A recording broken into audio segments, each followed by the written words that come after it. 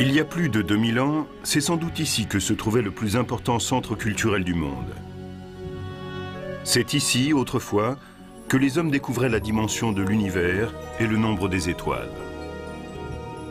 Il y avait des laboratoires, des jardins, des écoles de médecine et une bibliothèque de plus de 500 000 ouvrages qui a formé certains des esprits les plus brillants que le monde ait jamais connus. Ces bâtiments abritent peut-être encore des savoirs ignorés, vieux de centaines de siècles. C'est dans ces vieilles galeries qu'ont été semées les graines de notre culture.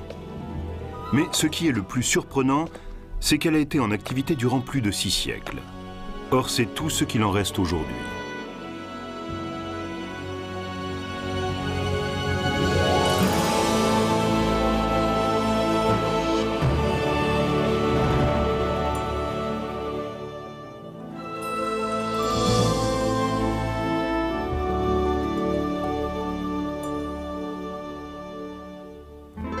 La fondation de la bibliothèque d'Alexandrie est considérée comme le début de l'histoire moderne.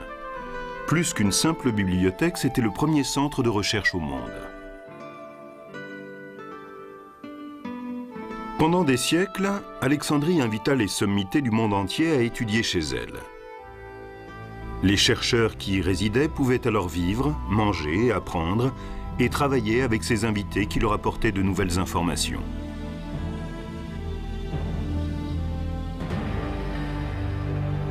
De la légendaire bibliothèque, il ne reste que le Sérapéion, retrouvé au cours de fouilles récentes. Un second bâtiment avait été construit quand la bibliothèque d'origine est devenue trop petite pour les livres et les chercheurs. Ce bâtiment nous donne un petit aperçu du glorieux passé de la bibliothèque. La chose la plus étonnante à propos de la bibliothèque d'Alexandrie, c'est qu'il s'agissait du plus grand centre intellectuel de l'époque et que nous ne savons pas exactement où elle se trouvait. On ne sait pas à quoi elle ressemblait. On ne sait pas quels livres elle renfermait. On ne connaît pas les hommes qui la fréquentaient. On ignore plus que l'on ne sait, alors que c'est peut-être le plus grand foyer intellectuel que l'homme ait connu.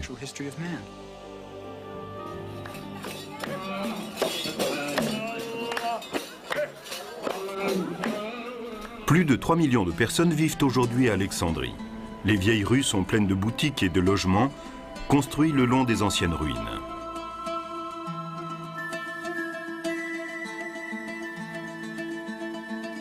À 200 km au nord-ouest du Caire, Alexandrie est la seconde ville d'Égypte et abrite un port important.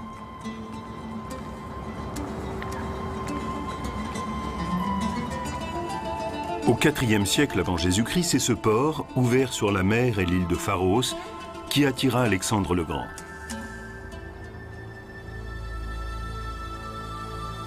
Il choisit cet endroit pour fonder sa ville en 332 avant Jésus-Christ. La Méditerranée, l'île de Pharos, le Nil tout proche, en faisaient une base navale idéale. Et la baie permettait à toutes les nations de la Méditerranée en plein développement d'y accéder facilement.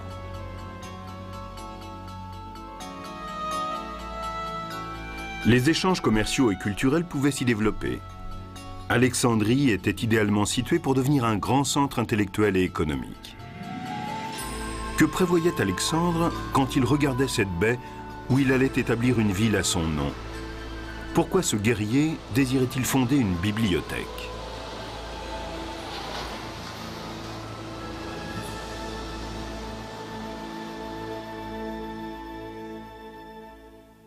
Longtemps avant son entrée en Égypte, des générations de Grecs s'étaient confrontées aux énigmes de l'existence. Les hommes commençaient à déchiffrer le monde. Ces recherches étaient d'une haute importance. En Grèce, Athènes devint le cerveau de la civilisation grecque. Conversations et débats faisaient partie des occupations habituelles. Les orateurs publics étaient aussi des savants et devenaient célèbres auprès de la population. C'est entre le 5e et le 4e siècle avant Jésus-Christ que des hommes comme Socrate, Platon et Aristote vivaient à Athènes. Ils étaient les décideurs politiques de l'époque, populaires et controversés. Leurs enseignements sont à la base de la pensée moderne. Mais qu'avait-il en commun avec l'un des plus grands généraux de l'histoire, Alexandre le Grand?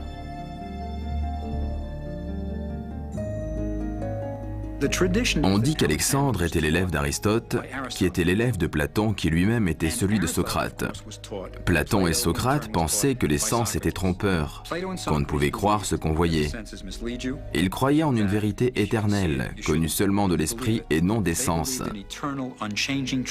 Après y avoir réfléchi, Aristote a dit « Non, rien ne pénètre dans l'esprit si ce n'est par les sens ». Et c'est ce qu'il a enseigné à Alexandre le Grand.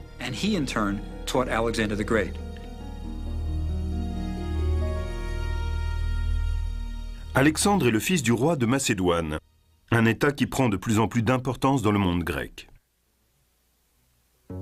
Son père, le roi Philippe, désire que son fils ait le meilleur tuteur qui soit. À l'âge de 13 ans, le futur Alexandre le Grand est envoyé auprès d'Aristote de Macédoine. Le philosophe communique au jeune guerrier la soif d'apprendre. Les hommes cultivés sont supérieurs aux incultes, comme les vivants le sont aux morts. Le destin de l'Empire dépend de l'éducation de sa jeunesse. Aristote, 4e siècle avant Jésus-Christ.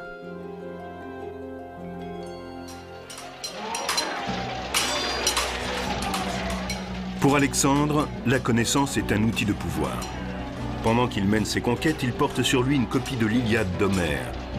Le guerrier est aussi un poète. Et il suscite l'admiration à la tête de son immense armée qu'il conduit à travers l'Asie jusqu'en Inde occidentale. Sa campagne contre les Perses impressionne le monde antique. Alexandre gagne le soutien de tous.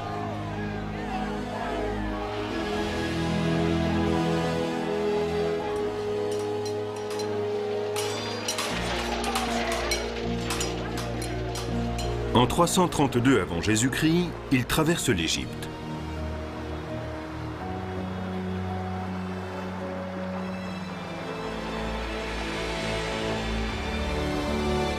C'est alors une province perse. Elle voit en Alexandre un libérateur, l'accueille comme un roi et le couronne pharaon.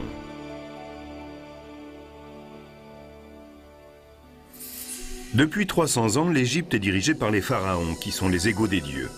Ils font le lien entre leurs sujets mortels et les dieux mêmes. Les pharaons égyptiens sont élevés pour devenir des êtres divins dans la vie comme dans la mort.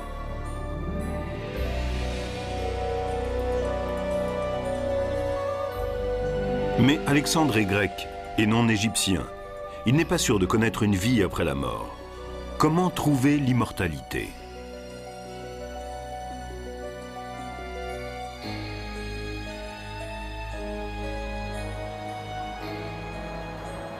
Il va consulter dans le désert de Siwa l'oracle du grand dieu égyptien Amon. On dit que c'est là qu'il reçoit une révélation. Il ne serait pas le fils du roi Philippe, mais celui du dieu Amon lui-même.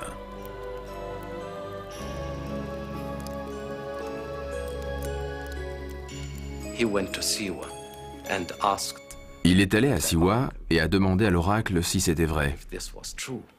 Ensuite, il a vu en rêve le dieu Amon enlacer sa mère. C'était une confirmation. Il a alors demandé à son père, le dieu Amon, si celui-ci attendait quelque chose de lui. La réponse lui parvint aussi en rêve. Roi, c'est le dieu Amon qui te parle. Va et fonde une ville illustre sur le site de l'île de Pharos. Et Alexandre a obéi aussitôt.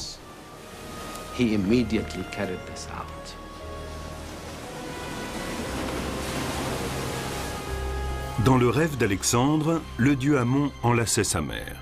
Dans la réalité, il conquiert l'Égypte et découvre Alexandrie.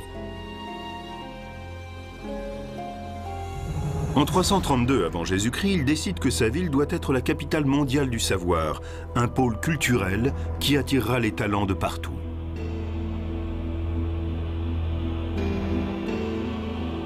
On construit au cœur de la ville une université où l'on apprendra à bâtir d'autres empires. Un grand complexe de sciences et de littérature. la bibliothèque sera en elle-même un univers dédié à la spéculation intellectuelle. Les architectes commencent à dessiner les plans de cette nouvelle ville. Mais au bout de 6 mois, Alexandre retourne à ses campagnes. Il semble capable de conquérir le monde lorsqu'en 323 avant Jésus-Christ, affaibli par ses blessures et la fièvre, sans doute aussi empoisonné, Alexandre le Grand meurt brusquement. Que va devenir sa ville? Les nouveaux dirigeants vont-ils partager sa soif de connaissance? Va-t-on construire une bibliothèque qui porte son nom alors qu'il est mort? Le monde verra-t-il jamais ce dont il avait rêvé?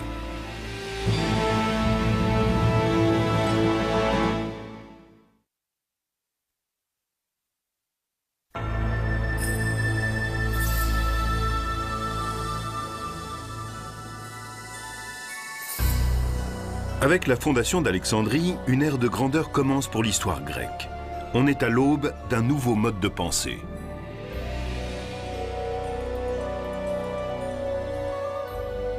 À la mort d'Alexandre, le royaume d'Égypte revient à Ptolémée, le général à qui il avait accordé sa confiance et qui va construire la bibliothèque qu'il a imaginée. Ptolémée est le premier pharaon d'une dynastie qui va régner sur l'Égypte pendant près de 3 siècles. C'est lui qui va faire d'Alexandrie la capitale du pays. Mais la ville doit bientôt faire face à la convoitise de conquérants étrangers.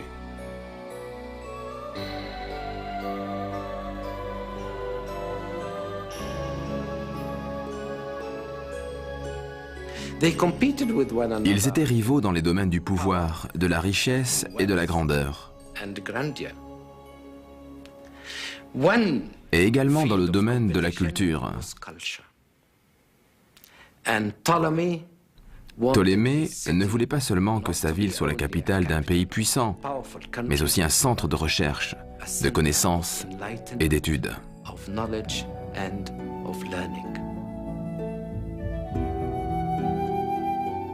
À l'origine, Alexandrie est habitée par les Égyptiens de la région, par la garde macédonienne et par une importante communauté juive, ainsi que des immigrants grecs.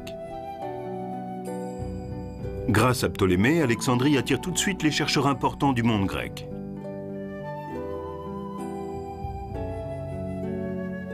Le pharaon possède une volonté de fer et une vive intelligence. Il s'entoure d'un cercle de sommités de la littérature, de la philosophie et de la science.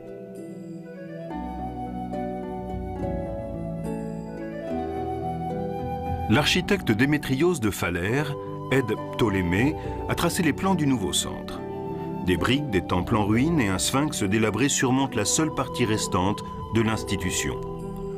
On pense que le Sérapéion, ou bibliothèque de la fille, était à l'intérieur de la grande bibliothèque et du musée. Mais où se situait la partie principale de l'édifice? Beaucoup de questions restent encore en suspens.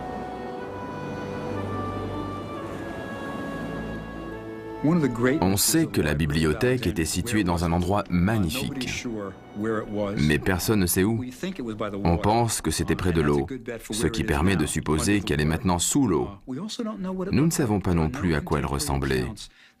Aucun document de l'époque ne nous donne une véritable description de l'édifice. Faisait-il 2 étages, 3? Était-elle sombre ou bien éclairée? Nous ignorons beaucoup de choses. La grande bibliothèque a sans doute été construite près du port, dans la partie grecque d'Alexandrie.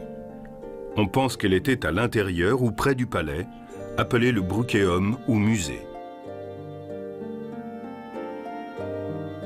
Les recherches étaient subventionnées par le monarque.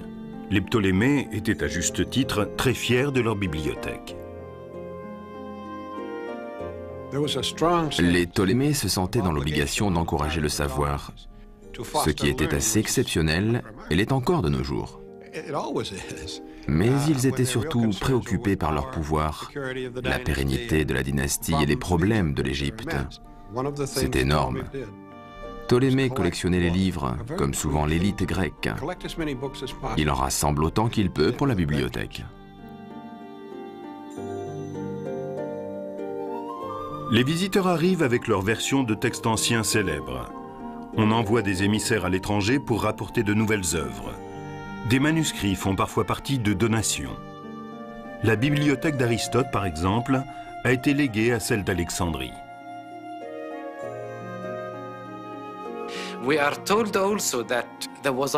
On raconte aussi qu'une loi prévoyait que tout voyageur qui jetait l'ancre dans le port d'Alexandrie devait être fouillé. On ne recherchait pas la drogue, mais les livres. Si on trouvait un ouvrage, il était envoyé à la bibliothèque. Si l'établissement n'en possédait pas de copie, il était confisqué et le voyageur recevait une compensation. Les dirigeants d'Alexandrie faisaient des choses extraordinaires pour acquérir des ouvrages. Le plus souvent, bien entendu, ils les achetaient. Il y avait de nombreux marchés aux livres. C'est ainsi qu'Alexandrie a acquis la plus grande collection de livres du monde antique.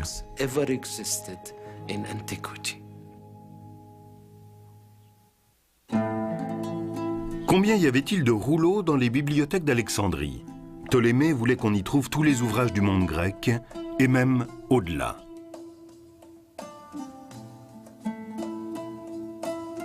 La seconde collection du Sérapéion comprenait à elle seule 300 000 ouvrages. Mais au cours de l'histoire, elle s'est encore agrandie.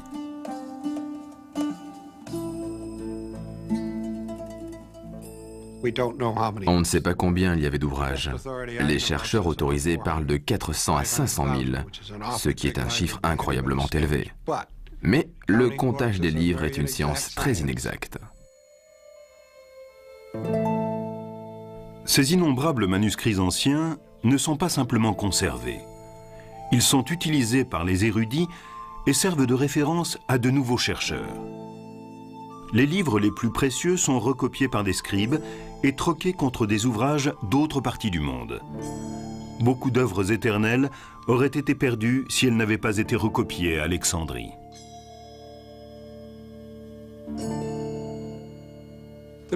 Ce qui est essentiel dans la bibliothèque et le musée d'Alexandrie, c'est qu'elle faisait ce que doit faire ce type d'établissement.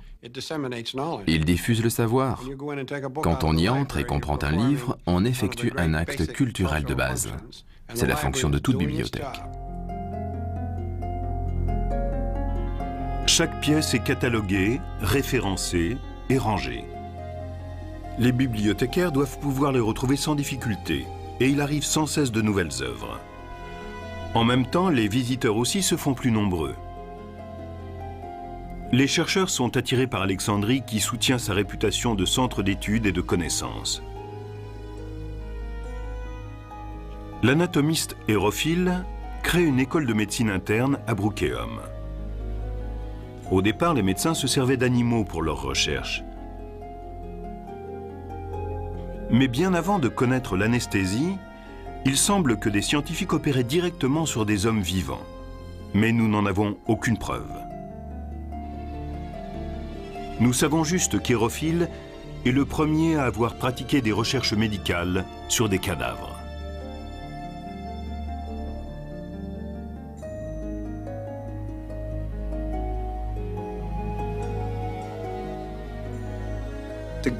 La tradition interdisait aux Grecs de pratiquer la dissection, de découper le corps humain. C'était presque un sacrilège pour eux. Mais en Égypte, existait la tradition des embaumeurs qui, depuis 3000 ans, disséquaient les corps.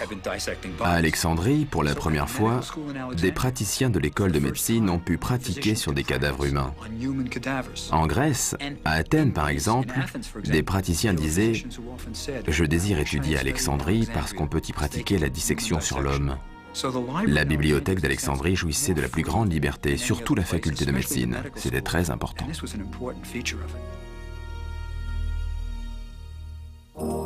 Sous les Ptolémées, on favorise les recherches en littérature, en médecine et aussi en mathématiques. Les fondateurs de la géométrie sont à Alexandrie. Euclide publie un ouvrage révolutionnaire et ouvre également une école. La géométrie qu'on étudie à l'école primaire est née dans la bibliothèque d'Alexandrie. Euclide a apporté la preuve des théorèmes établis par d'autres. Et c'est ainsi qu'on peut voir dans n'importe quelle petite introduction à la géométrie le nom d'un des chercheurs qui travaillait à la bibliothèque d'Alexandrie.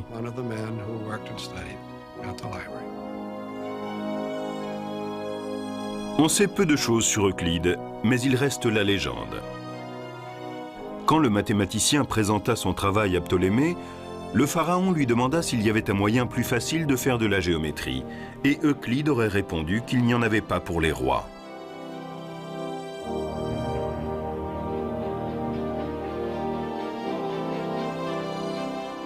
Ptolémée travaille sans relâche à la construction de la bibliothèque, mais il enseigne aussi à son fils comment gouverner le pays des pharaons. Et quand Ptolémée Ier meurt en 283 avant Jésus-Christ, Ptolémée II lui succède. Cette grande dynastie va demeurer 3 siècles, jusqu'à la mort de Cléopâtre. Comment les Ptolémées vont-ils laisser leur empreinte sur la librairie d'Alexandrie ?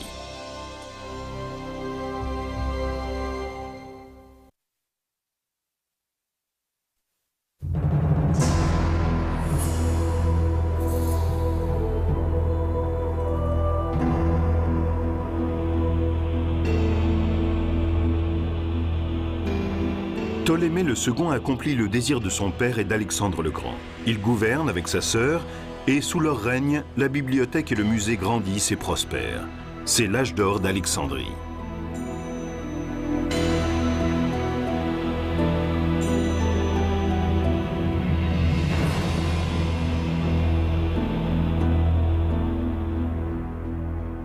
Par ailleurs, Ptolémée construit la 7e des merveilles du monde antique, un phare gigantesque sur l'île de Pharos. Aujourd'hui, la base du phare est enfouie sous une construction arabe qui paraît moderne en comparaison. Le fort militaire de Qaïbé.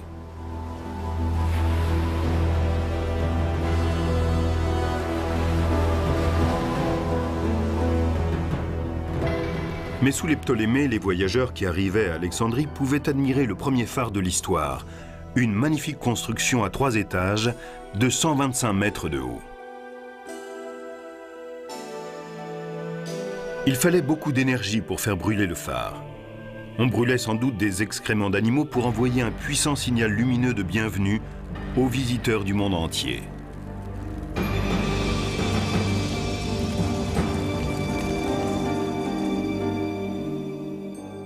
Les marins, guidés par le phare, étaient attirés par la bibliothèque. Quel trésor allaient-ils trouver dans cette profusion de manuscrits?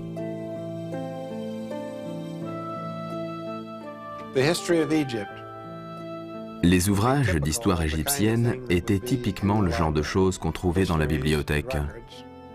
Les documents historiques et la littérature sont un exemple du genre de documents utiles aux chercheurs. La difficulté, c'était qu'il y avait 2 langues importantes, l'égyptien et le grec démotique. Mais presque tout se déroulait en grec. Il y avait un pharaon grec, un tribunal grec. La culture grecque s'imposait à la civilisation incroyablement ancienne de l'Égypte.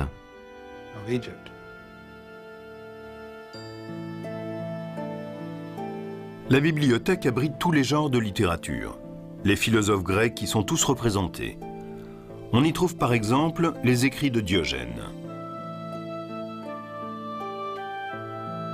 Celui-ci avait été frappé par un jeune paysan vivant dans la simplicité. Comme lui, le philosophe décida de se débarrasser de sa vaisselle pour ne plus se servir que de ses mains. Puis il se dépouilla des biens de ce monde. Il réunit autour de lui un groupe de penseurs, les cyniques, et soutint leurs idées critiques sur la société grecque.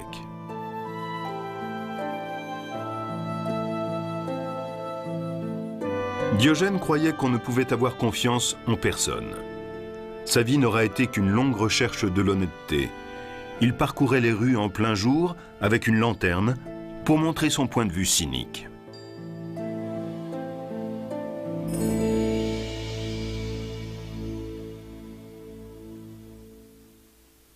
Mais les ouvrages sur sa pensée ne forment qu'une fraction de l'immense collection de la bibliothèque. La bibliothèque d'Alexandrie était vraiment unique.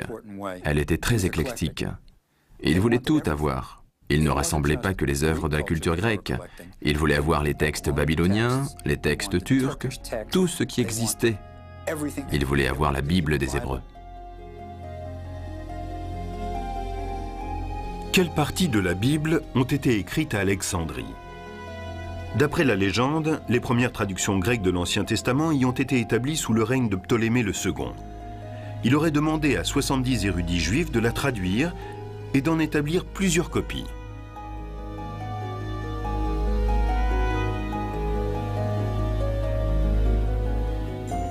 Le texte était en hébreu, mais à Alexandrie, il y avait une très vaste communauté juive. Il semble qu'elle avait très vite adopté la langue grecque et qu'elle ne comprenait plus l'hébreu. Il fallait donc établir une version grecque.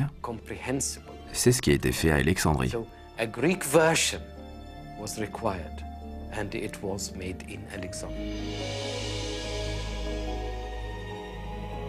Connue pour le nombre d'érudits qui l'ont copiée, la Bible de Septuagint rend le texte de l'Ancien Testament accessible à un large public et sert de base aux innombrables traductions qui vont suivre.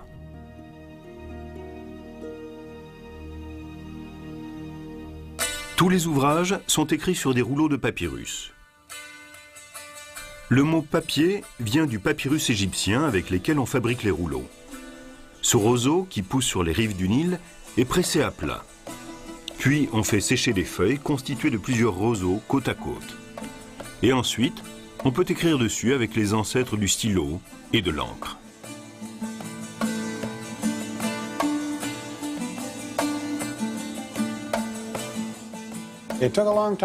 Le scribe avait besoin de beaucoup de temps pour terminer un ouvrage.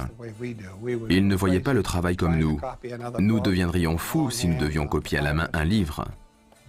Mais c'était un métier respecté. Certains scribes devenaient des figures importantes de la cité. À cette époque, il était presque magique de savoir lire et écrire.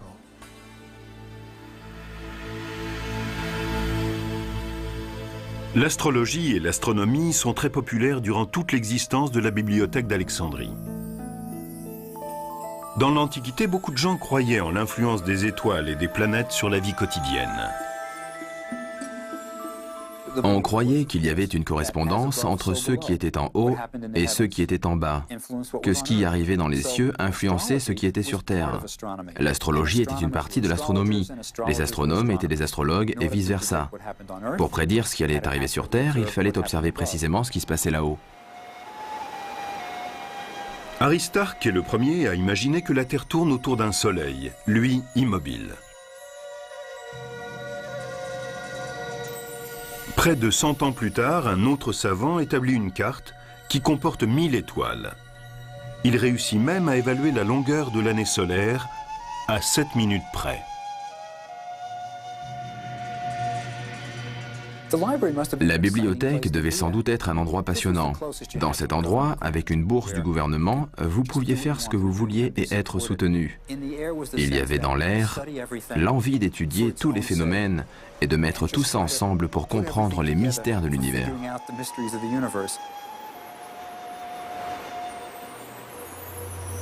Mais tandis que les chercheurs résolvent le mystère de l'univers, les Romains envahissent l'Orient. Cette oasis de connaissances, subventionnée par le pouvoir, va-t-il survivre dans un monde en pleine transformation ?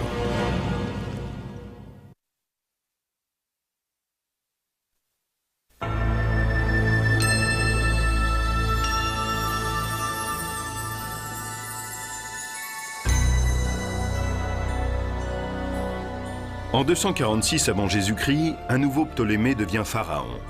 Ptolémée III, le conquérant. Il parcourt le monde et revient à Alexandrie avec les trésors inestimables que les Perses avaient volés à l'Égypte 30 ans auparavant. Cet acte de restitution vaudra à ce pharaon le titre de Ptolémée le bienfaiteur.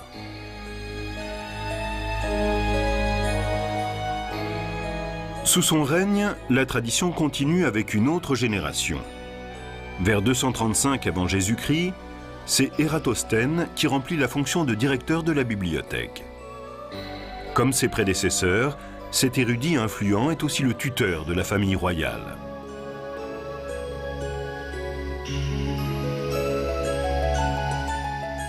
À 40 ans, il est doué dans de nombreux domaines qui vont de la poésie à la science.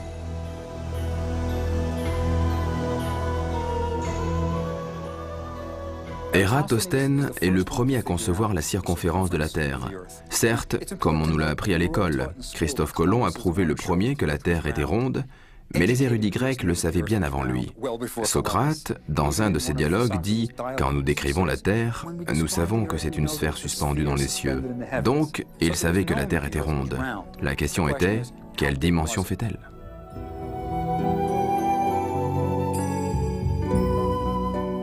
En observant les ombres projetées à Alexandrie et dans une ville du sud de l'Égypte le même jour à midi, puis en faisant des calculs à partir de la différence de taille entre les deux ombres et la distance entre les deux villes, Ératosthène parvient à déterminer la circonférence de la Terre.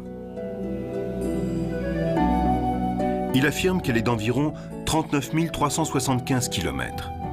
Et ce qui est incroyable, c'est qu'il a raison à 350 km près.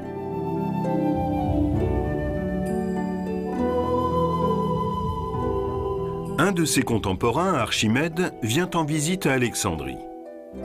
C'est peut-être le plus célèbre de tous les mathématiciens de l'Antiquité. Il étudie ce qu'on appelle aujourd'hui la physique. Aujourd'hui encore, on se réfère au principe d'Archimède sur le déplacement de l'eau. C'est en découvrant la solution du problème qu'Archimède s'écria « Eureka », qui signifie « j'ai trouvé ».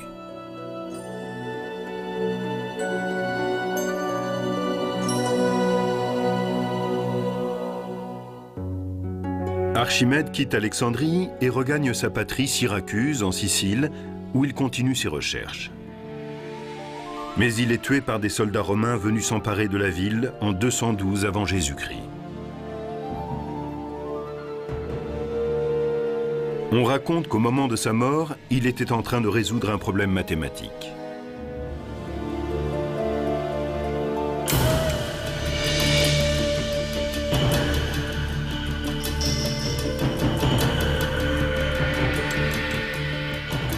Vers 250 avant Jésus-Christ, la bibliothèque est toujours florissante et le reste du monde est lui aussi en pleine évolution.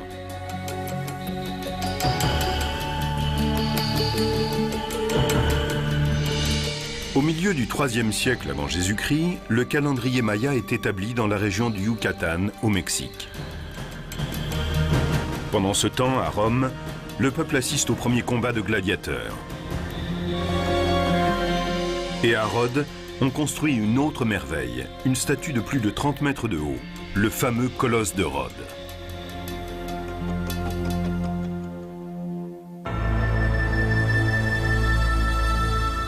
Alexandrie, alors à son apogée, connaît des succès sans nombre.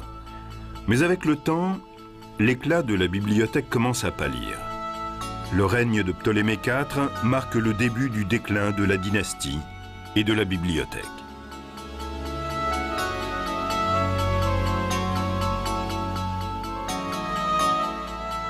D'autres centres de connaissances apparaissent dans le monde. Près de la mer Égée, la bibliothèque de Pergame rivalise avec Alexandrie par sa beauté et son niveau culturel. La puissance des Romains grandissant, la grande dynastie des pharaons égyptiens, les Ptolémées, tombe elle-même sous leur coupe.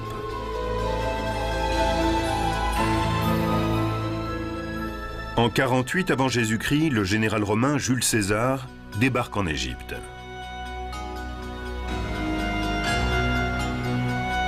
C'est une jeune fille de 19 ans qui dirige le pays, Cléopâtre, sans doute la plus célèbre de tous les Ptolémées. Le mythe qui l'entoure commence avec la lignée dont elle descend. On pense souvent qu'elle est égyptienne. Non, elle était uniquement de sang grec. Elle descendait directement de Ptolémée, qui était un des généraux en chef d'Alexandre. Il est certain qu'elle a été pharaon, reine et déesse d'Égypte. Elle était d'un niveau intellectuel très élevé. C'était quelqu'un d'assez extraordinaire.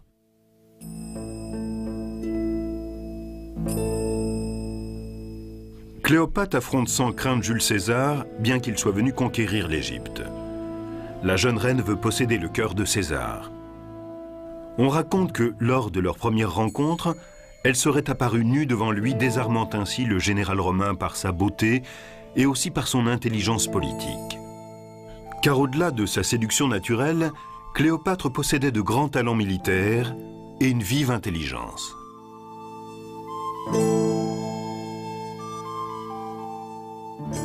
Ce qui est important, c'est que Cléopâtre était une véritable intellectuelle. Elle était la seule de tous les Ptolémées à parler l'égyptien. On dit qu'elle saluait ceux qui se présentaient à sa cour dans leur propre langue. Quand César est arrivé, ainsi que Marc-Antoine, sans doute a-t-elle pu leur parler en latin. Elle devait porter un grand intérêt à la bibliothèque. On dit même qu'elle aurait écrit des ouvrages qui étaient conservés.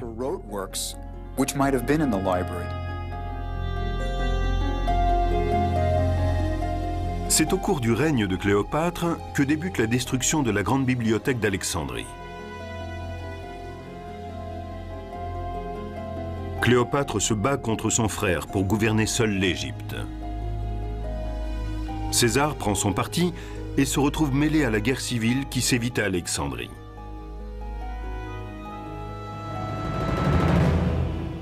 Son navire ne vaut pas les fines embarcations de la ville et il se retrouve bientôt encerclé dans le port.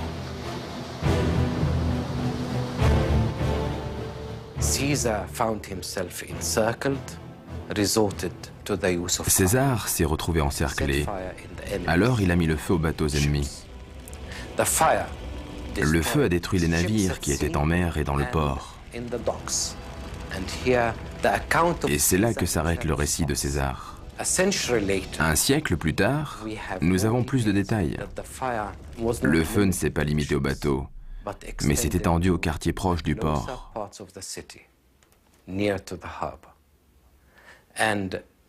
Plutarque, qui connaissait très bien Alexandrie et qui y était allé, raconte que le feu s'était propagé jusqu'à la grande bibliothèque d'Alexandrie.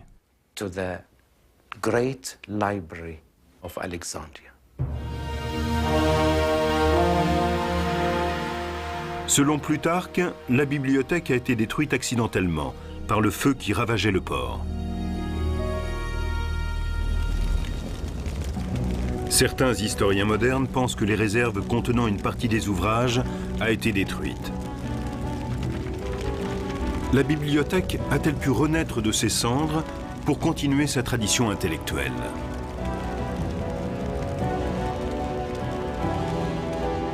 Après la mort de César, en 44 avant Jésus-Christ, son successeur Marc-Antoine offre à Cléopâtre des milliers de livres achetés à la librairie rivale de Pergame, peut-être pour remplacer ceux qui avaient été brûlés par César.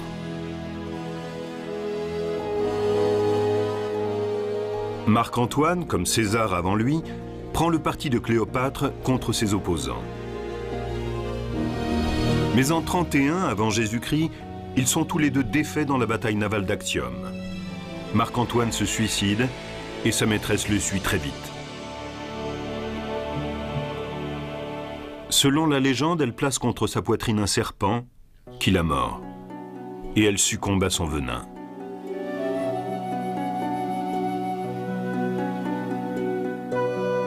Il est plus probable qu'elle soit morte après avoir absorbé volontairement du poison. La dynastie des Ptolémées, qui avait fondé et subventionné la bibliothèque d'Alexandrie, s'achève avec la mort de Cléopâtre en 30 avant Jésus-Christ.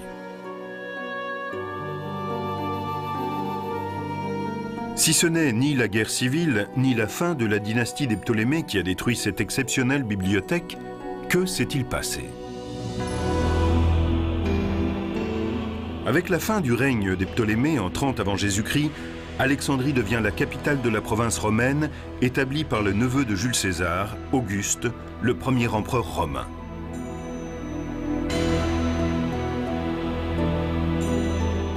À ce moment-là, Alexandrie compte 300 000 habitants. La ville retrouve l'énergie qu'elle avait perdue au cours des 50 dernières années. Mais sous la domination romaine, la bibliothèque ne connaît pas le même développement qu'auparavant.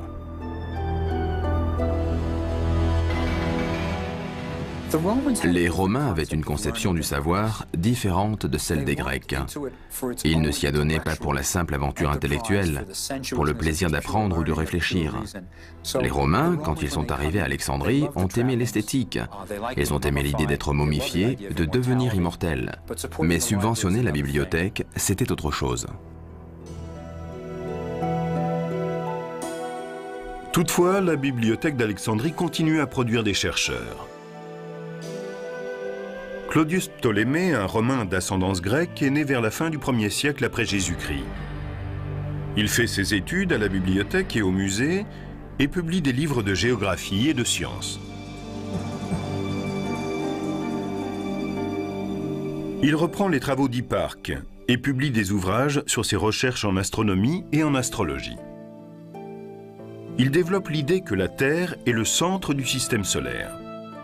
Sa théorie, connue sous le nom de système de Ptolémée, est restée en usage jusqu'au XVIe siècle. Je sais que je suis mortel et éphémère. Mais quand je scrute les mouvements circulaires des étoiles, je ne touche plus terre. Assis auprès de Zeus en personne, je bois l'ambroisie, le breuvage des dieux. Claudius Ptolémée.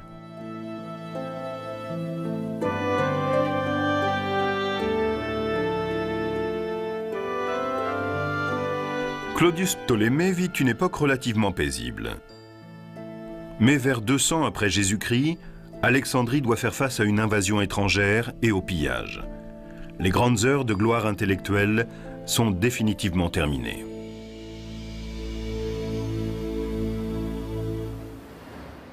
L'histoire exacte de la destruction totale de la bibliothèque s'est perdue avec le temps.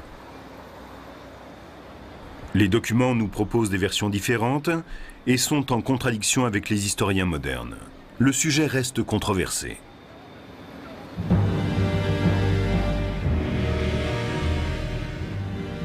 Vers 400 après Jésus-Christ, le paganisme est interdit et le christianisme devient la religion officielle de l'Empire romain. L'empereur Théodose ordonne la destruction de tous les monuments et temples qui n'honorent pas la chrétienté. Les lettrés païens sont assassinés en pleine rue. La bibliothèque pourrait avoir été détruite par les chrétiens au cours d'une époque de conflits ethniques et de révoltes.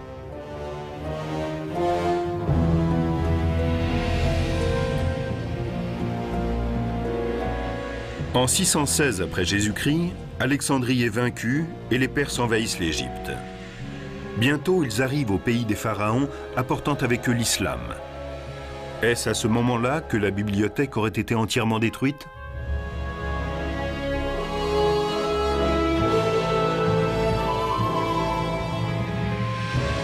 Aujourd'hui, la plupart des gens qui étudient la question pensent qu'Alexandrie a été entièrement détruite quand la grande armée arabe a traversé le delta et mis la ville à sac.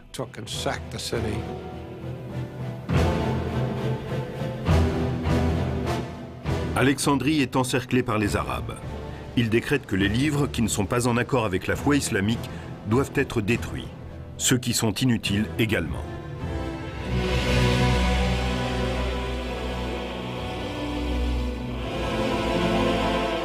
La légende raconte qu'on donne à l'ordre de brûler tous les livres de la bibliothèque d'Alexandrie.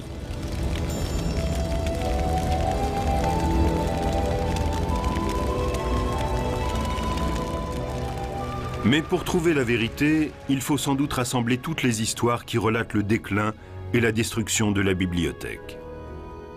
Il se peut que cette grande institution ait disparu progressivement. L'incendie provoqué par César, le manque de soutien financier, la révolte chrétienne, l'invasion arabe et aussi le climat maritime de cette ville portuaire, tout cela a contribué à la perte de la plus vaste collection de manuscrits de l'Antiquité. Ce qui pouvait en rester a été désintégré.